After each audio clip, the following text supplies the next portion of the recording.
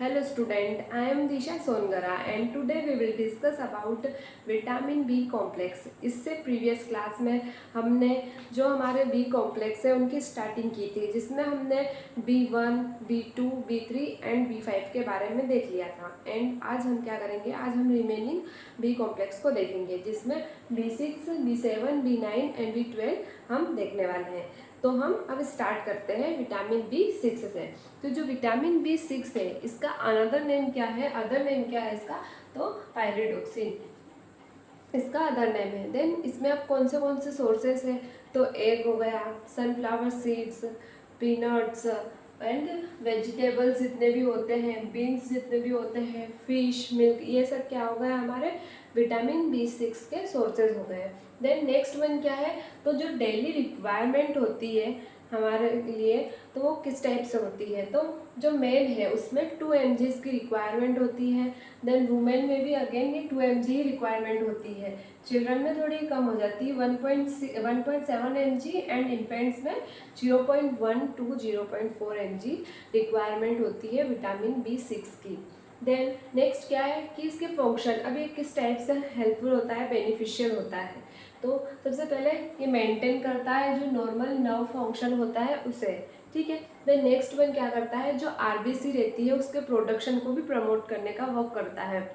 RBC जो formation हो रहा है उसमें एक इम्पोर्टेंट रोल को प्ले करता है। देन ब्लड शुगर जो हमारा होता है बॉडी में, तो उसको भी ये मेंटेन रखता है, जो नॉर्मल रेंज होती है उसमें इसको रखने में हेल्प करता है। और साथ ही जो हमारा बॉडी में सोडियम पोटेशियम पंप रहता है, तो जो इलेक्ट्रोलाइट्स रहते हैं उनको भी मेंटेन करने का वर्क करता है हमारा vitamin B6। And last one, production of serotonin, dopamine, ठीक है, या फिर बोल सकते हैं एसिटल कोलिन, इन सबको क्या करता है, ये इनको भी प्रोडक्शन करने का वर्क करता है।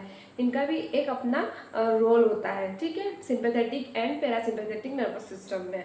देन नेक्स्ट क्या है, अब इसकी डेफिशिएंसी, अगर हम प्रॉपरली सोर्सेस नहीं यूज़ करेंगे तो हमें क्या हो जाएगी, विटामिन B6 की डेफिशिएंसी हो जाएगी। तो इसमें क्या हो जाएगा हमें, तो epiphytic feeds and convolution means क्या होगा कि बॉडी में कॉन्ट्रैक्शन होगा, इतने जो मसल्स कॉन्ट्रैक्शन इतना ज़्यादा होगा, इतनी तेज़ी से होगा, इतनी तेज़ी से रिलैक्सेशन होगा कि जो बॉडी है, ह्यूमन बॉडी को टॉलरेट नहीं कर पाएगी, ठीक है, जैसे सीजर्स में होता है, एपिलेप्सी में होता है, ठीक है। तो उस टाइप का ही एक ये डेफिशिएंसी होती है एपिफाइटिक फीड्स एंड कन्वोल्यूशन की, अचानक से बहुत ज़्यादा तेज़ी से कॉन्ट्रैक्शन एंड रिलैक्सेशन हो जाता है मसल्स में।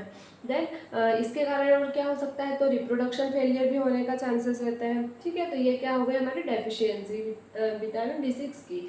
देन नेक्स्ट वन क्या है, तो विटामिन B7, तो इसका अदर नेम क्या है, इसका अदर नेम होता है बायोटीन, ठीक है। अब बायोटीन के जो सोर्सेस है वो क्या है, तो एग हो गया, banana, raspberries, walnuts, almonds and last one क्या है, कॉलीफ्लावर, और इसके अलावा भी बहुत सारे होते हैं सोर्सेस, ठीक है। देन डेली रिक्वायरमेंट किस टाइप से इसकी, तो मेन में होती है 100 to 200 mcg, वुमेन में भी सेम ही है 100 to 200 mcg, एंड इन्फेंट्स में थोड़ी सी कम हो गई 35 mcg, एंड चिल्ड्रंस में 50 to 200 mcg इसकी रिक्वायरमेंट होती है बायोटीन की। देन नेक्स्ट क्या है, तब इसके फंक्शन किस टाइप से ये बेनिफिशियल है हमारी बॉडी के लिए, तो ये क्या करता है, जो हमारी हेयर रूट्स होती है या फिर हमारी फिंगर नेल्स की सेल्स होती है, वहाँ के जो प्रोटीन होता है उसको एक्टिवेट करने में हेल्प करता है।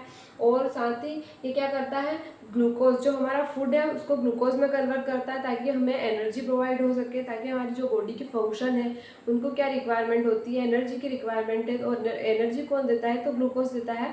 तो इनका कन्वर्जन अच्छे से हो सके किसकी हेल्प से, बायोटीन की हेल्प से। देन ऑल्सो ये क्या करता है, तो normal function of nervous system को भी मेंटेन करके रखता है।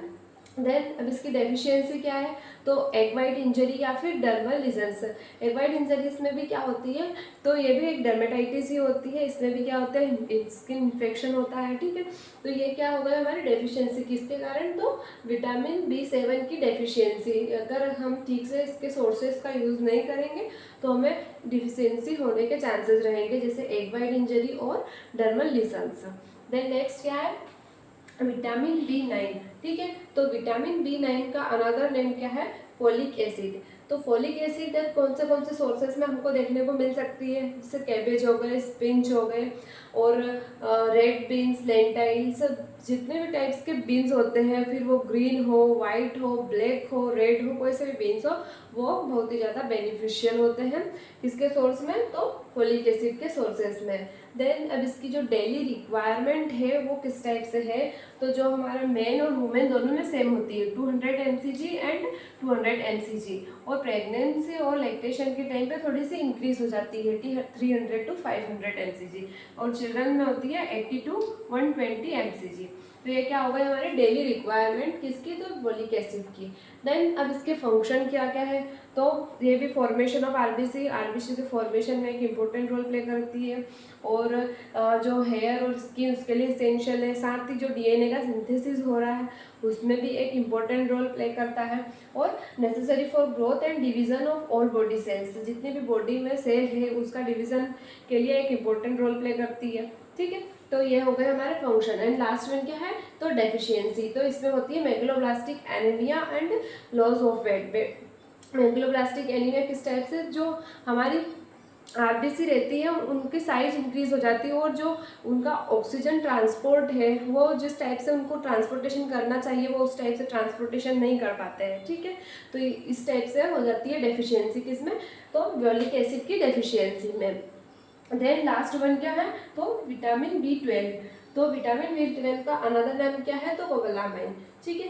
अब इसके सोर्सेज क्या क्या है, तो मीट, मिल्क, चीज़, शेलफिश, ऑयस्टर, क्रैब, प्रॉन, ये सब क्या है, तो ये सब सोर्सेज है किसके, तो कोबालामाइन या फिर विटामिन B12 के। देन इसकी जो डेली रिक्वायरमेंट है, डेली रिक्वायरमेंट किस टाइप से है, तो मेन में 1 mcg, वुमेन में भी 1 mcg, और चिल्ड्रंस में होती है 0.2 mcg। अब ये किस टाइप से बेनिफिशियल है, तो beneficial it improve concentration, memory and balance, ठीक है। हमारी जो मेमोरी होती है या फिर हमारा बैलेंस मीन्स जैसे हम स्ट्रेट खड़े हैं या फिर हम कुछ भी चीज़ें सुन रहा है, ठीक है, तो हमारे ईयर उसको सुन के अच्छे से उसको मेंटेन कर रहे हैं हमारी बॉडी, ठीक है। तो वो एक टाइप से क्या हो गया, वो भी एक बैलेंस हो गया है कि कोई भी बाहर वाली आवाज़ किस टाइप से हमारे ईयर्स तक पहुंच रही है और वो किस टाइप से अब मेमोरी तक समझने के लिए उसे पहुंचा रहा है, ठीक है। तो ये भी एक तरह का बैलेंस हो गया, या फिर हमारी बॉडी एक स्ट्रेट पोजिशन में, एक क्वेश्चन में स्टैंड है, तो ये भी एक बैलेंस हो गया है। देन मेमोरी को भी ये क्या करता है, इम्प्रूव करता है, और also promote growth and increase appetite, appetite को भी ये इंक्रीज करता है, ठीक है।